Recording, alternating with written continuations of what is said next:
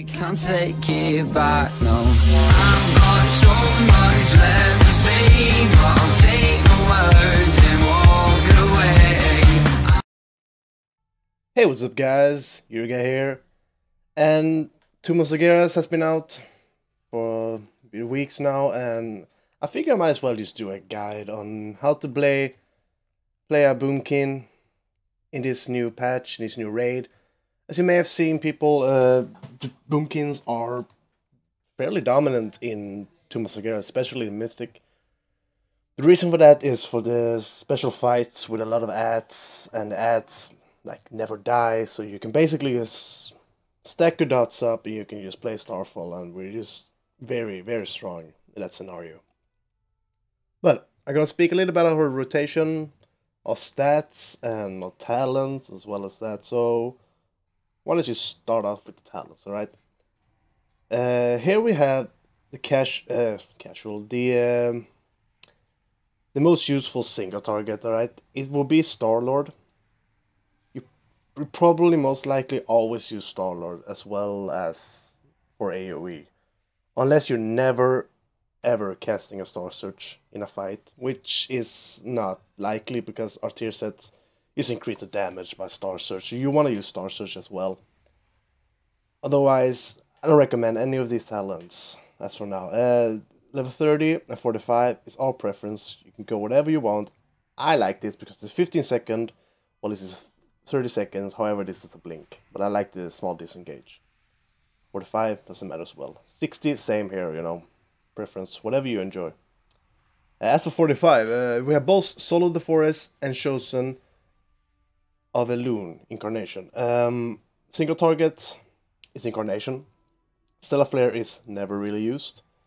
And as well as a single target, Blessing of the Ancients, and Nature's Balance on single target. However, depending on some fights, you might as well use Stellar Drift, because you can move and stuff like that.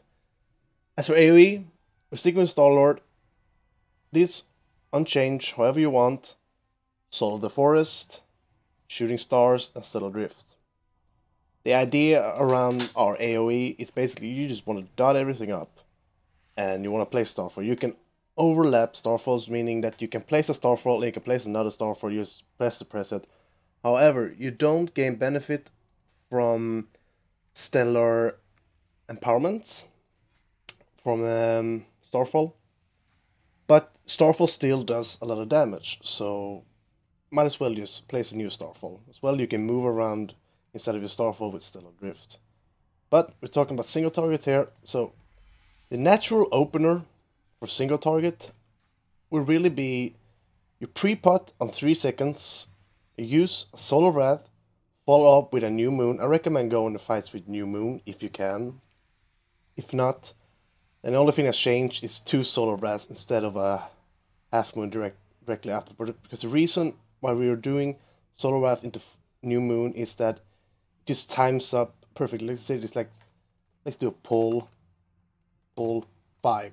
So in 3 seconds, I do like this and that. So when it hit pulling, I've already hit the target. So after that, you apply both of your dots, and then you can pop your Incarnation and use both of your Moon, follow up with 2 Star Searches, and after that, you just press every empowerment you get. I get that's Honest Intuition, I use the Starfall. You choose every, and never, don't skip the Lunar Strikes, alright? This is very important because I see a lot of people on blocks that saying that I'm doing bad damage. Well, they basically never use Lunar Strike. Even though it's an AoE basically, but when it's empowered, it does a heavy amount of damage. Just look here. What the fuck is going on? Well, we can do it like this. We got a Solar Wrath, and we got a Lunar Strike. Lunar Strike basically does more damage than Solar Wrath. However, you want to prioritize Solar Wrath instead of Lunar Strike because it's faster and you gain a lot more Astral Power from it. No, you don't get a lot more Astral Power, but it's faster to gain Astral Power with Solar Wrath spamming. So, Most important thing is always to keep your dots up, alright? That's the core, right? You always need those dots. It's free damage. And around 40 astral power, you want to use a Star Search, obviously, because it's a main damage dealer. And you always want to keep... It's a lot of things to keep track of, but it's not that hard once you come into it. You always want to keep track of your moon charges. You never want to be on 3 charges, alright? You can be on 2, you can be on 1, you can be on 0. As long as they keep on rolling and as long as you don't overcap astral power. As well as that, you don't want to cap empowerments, alright? If I for some reason get up to 40 now, and I don't want to use a Star Search right now, because I have 3 on Lunar Strike. I'm better off using 1 Lunar Strike and then use a Star Search, and then I can use Solar Wrath, continue like this, alright? There's no stress, there's no pressure in using Star Search. Unless you need to move, then it's alright. If you don't have Starfall, then it's alright. So that's pretty much single target rotation, I would say. Not much in it's not complicated at all. It's just there are a few things to keep a track of. Just the dots, moon charges, and empowerments, and astral power. Basically, that's really what you need to keep track of. You don't want to overcap astral power. That's also very important. AoE, Starlord, because most of the fights we really do use Star Search a fair amount of the time on bosses and on prioritized ads. But Solar the Forest, Shooting Stars, Stellar Drift, this is basically fights with fights on Demonic Inquisition in Mythic, I'm not sure in Heroic, Harritan, Mistress, Desolated Host, and I'm not sure about this on Mythic, I've never seen on Mythic, but really when it comes to more than 2, maybe 2, you probably go with this. It's good enough. 3 or more is absolutely the perfect number. So this is just keep the dots up. Always keep the dots up.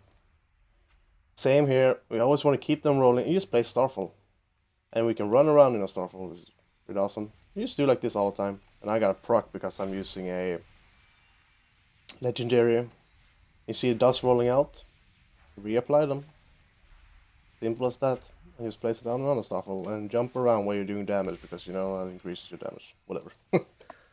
So, stats. Stats has changed since last patch. It's no longer haste. Because we starting to scale pretty good. And mastery has really come into a good point for us. Because of a new tier set, we gain critical strike damage on Starship at 30%. Obviously that scales with mastery. As for, I cannot say really what stats you're gonna go for. I personally recommend you simming your character. Because for me, it's mastery, then crit, equal verse, equal haste, equal int. So I need more mastery. I need less haste, and crit is higher than haste. So it's very, once you get a new piece of gear, I recommend simming for your stats because it can change so fast. If you're a casual player, you don't really care, you're rating normal and maybe do some heroics, go for mastery and haste. Just take, if it's a higher item level, then take it as well, because higher item levels usually seem higher. Cover the single target, we cover stats, and we cover AoE. As for legendaries, well, legendaries, we're not really legendary dependent, I would say. However, the legendaries really do help. Let's go over one by one. Emerald Dreamcatcher is a very strong legendary, alright? However, it sims the best, but on Simcraft you stay still and you have uptime 100% on Emerald Dreamcatcher, which usually doesn't happen in raids. So unless you really enjoy the gameplay of Emerald Dreamcatcher, I recommend not using it if you have other options. If you only have Emerald Dreamcatcher, use it because it's still really good. Prudest is also very good legendary because of the stats. That's basically it does nothing else for rotation. Legendary Child is the best legendary you can get for AoE. Moonfire deals 20% increased damage and hits another target, which is very nice. I really enjoy this legendary. The Radiant Moonlight, it's not the best, really. It's okay. It's okay, but it's not the best ones you want to get, alright? Echo, same here. It's alright, it has good amount of mastery, but it's still not better than the other ones. Honest Intuition, however, is pretty much the go-to on all of the fights, I'd say. Single targets, Honest Intuition is used. On AoE, it's used a lot as well. So, if you get it, good job, man. You're pretty settled. The waste is not very good, but alright. Promise of the Loon, it's okay for single target, alright? It has pretty good sims, so it's absolutely fine. But it's not better than the other ones. I never tested this one, I have no idea how this is. Cephas is actually pretty okay, especially Mythic Plus, where it has 30-second cool timer, which is the same as Typhoon and Mass Entanglement, so you can pretty much proc this off anytime you want. But I never use Cephas, really. It's my personal preference. This one is also the single target one. It's the best single target one you can get. Follow up with Honest Intuition. If you have it, good job for you. Soul of the Forest, the new legendary. This one is very good on AoE. It's very good on AoE because you can get Soul of the Forest as well as Incarnation. That's actually the burst AoE which we have been looking for. And it's being used on a couple of fights. I don't have it. I really want to have it. It's my last one to get. So it's probably going to come anytime soon.